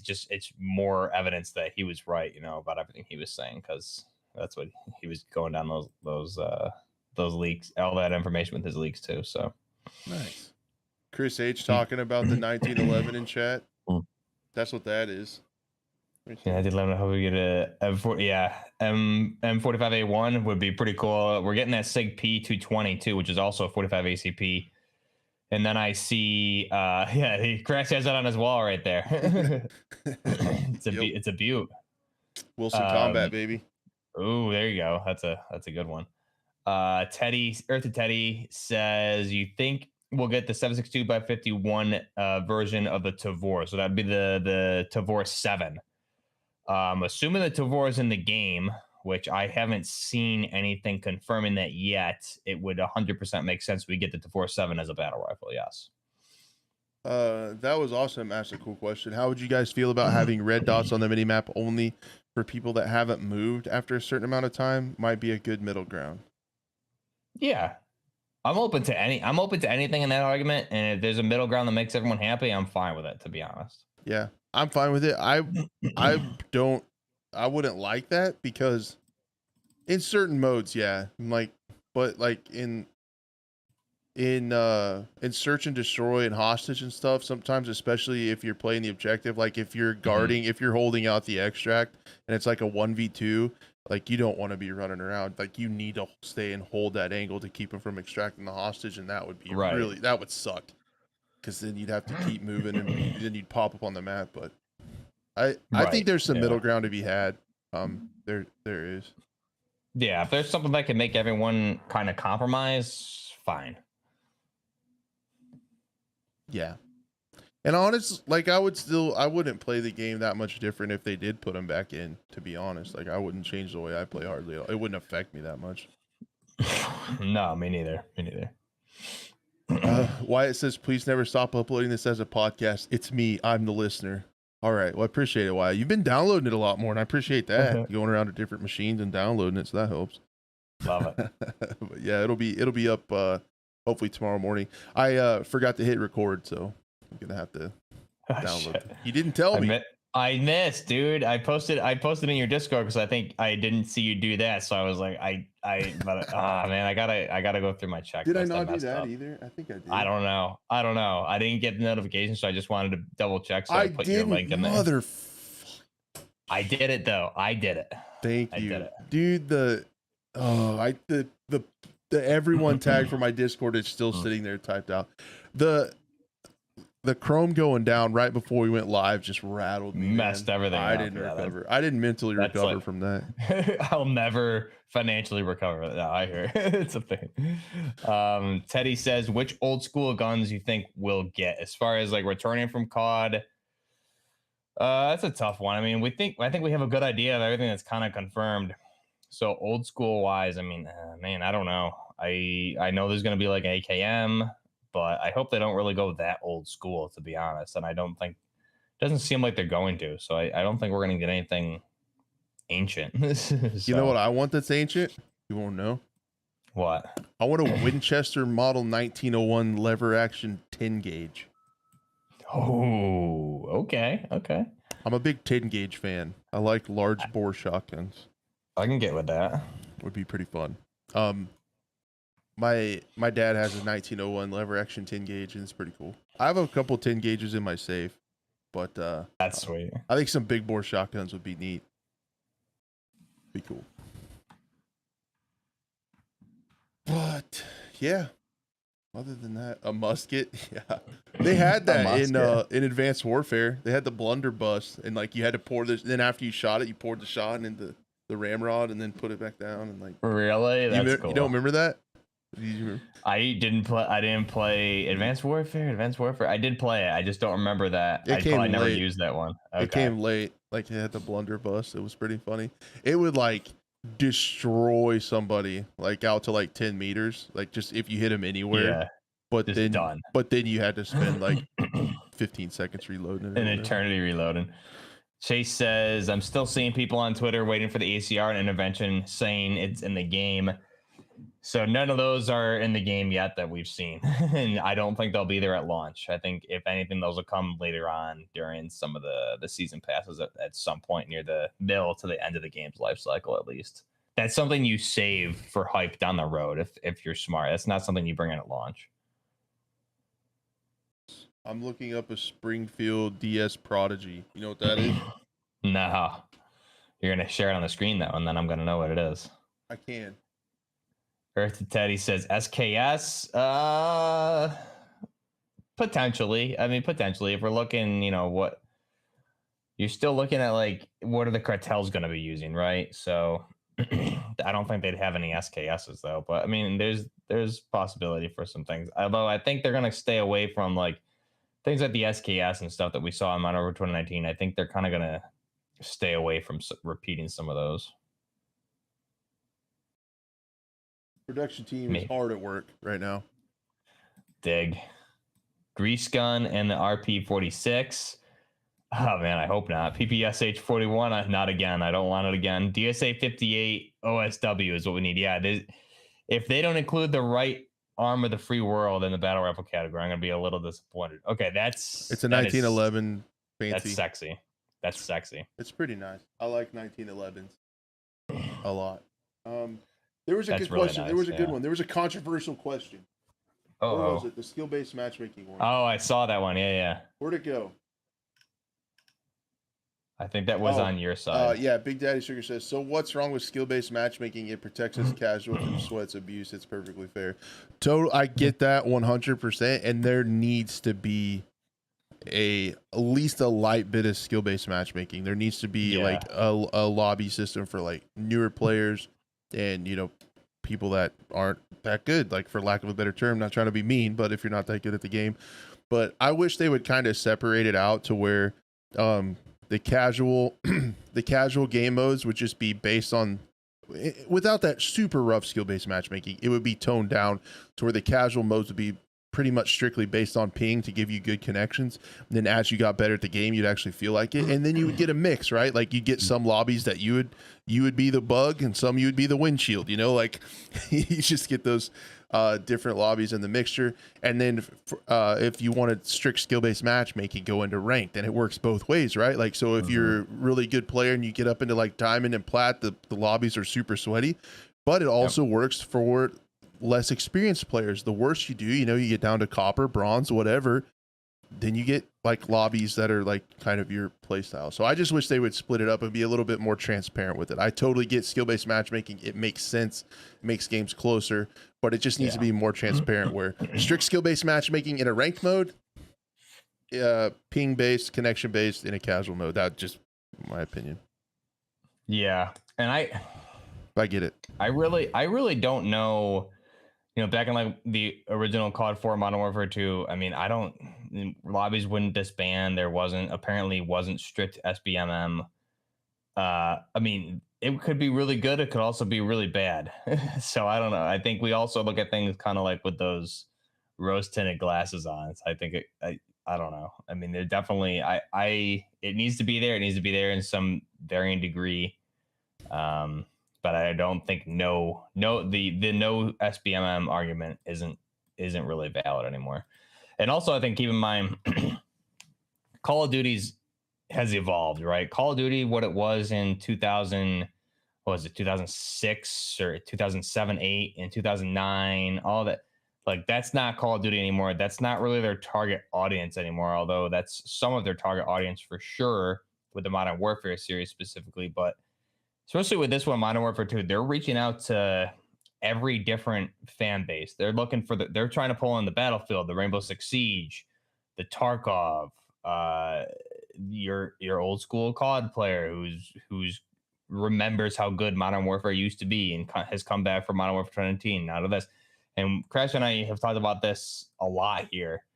And that's the evolution of Call of Duty. You can't, if they're going to be bigger and better, which they seem to be doing every year, especially with the Modern Warfare series, you need to broaden your horizons. So a lot of these mechanics that we're seeing debated upon things like that, the game needs to evolve.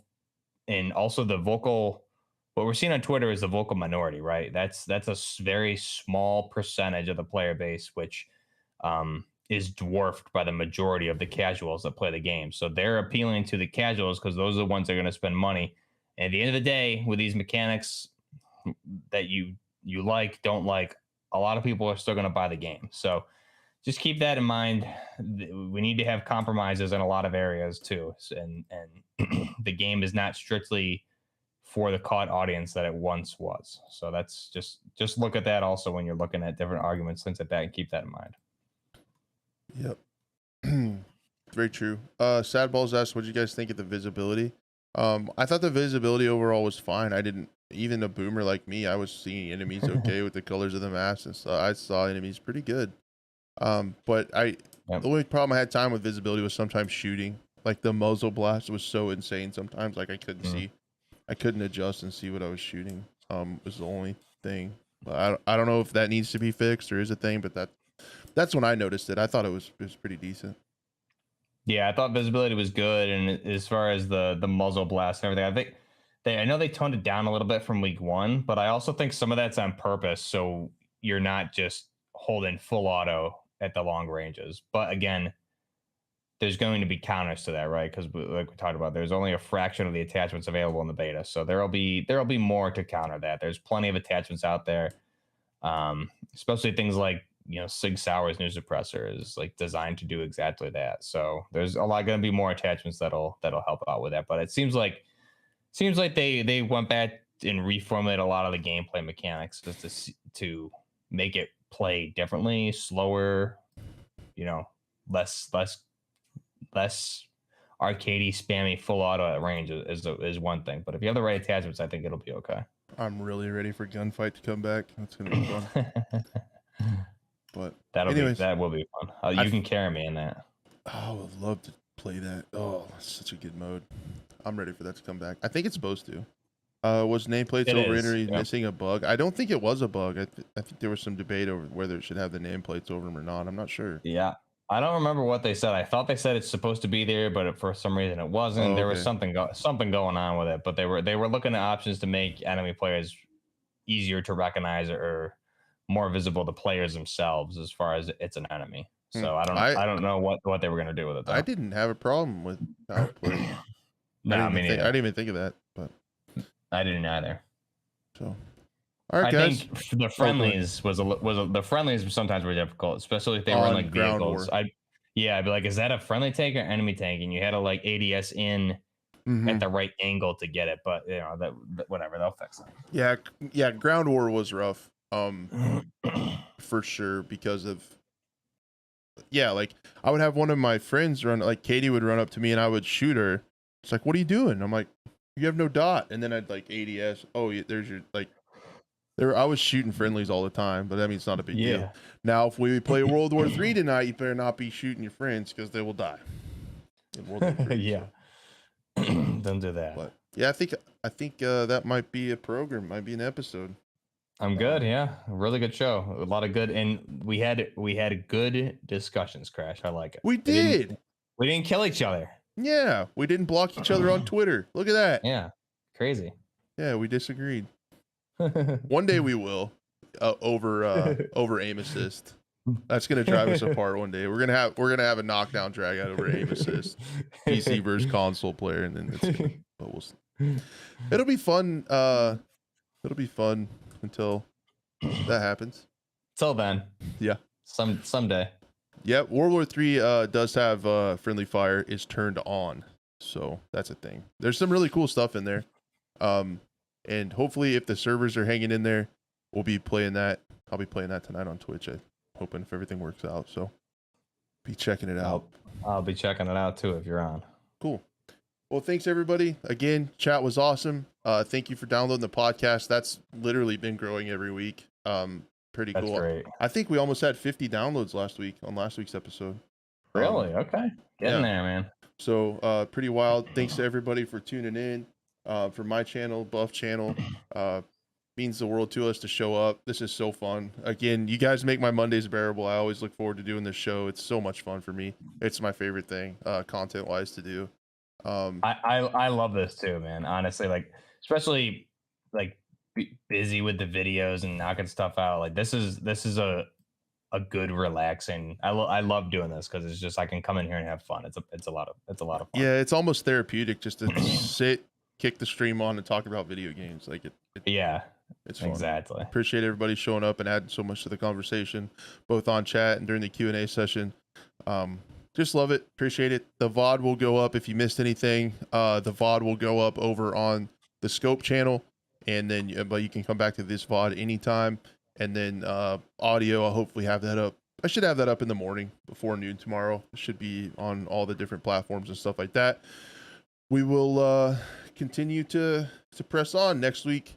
I'm hoping soon we'll have some more stuff on Vostok soon. I'm hoping, and we'll just keep talking about FPS games in general. I know a lot of you guys are most excited about the COD news and stuff like that, but I appreciate you hanging through everything because I really do kind of enjoy talking about FPS games as like a genre, as like everything, because there's some cool stuff in other corners of the genre as well. So yeah, there's a lot of good stuff out there. So I'm glad we get a chance to cover all of it. Yep. All right, guys. We will see you guys next week, hopefully on Monday, if everything goes well. And have an awesome week. Enjoy the games, and we'll see you guys then. Take care, guys. Peace. I took my hand off my mouse. Ah.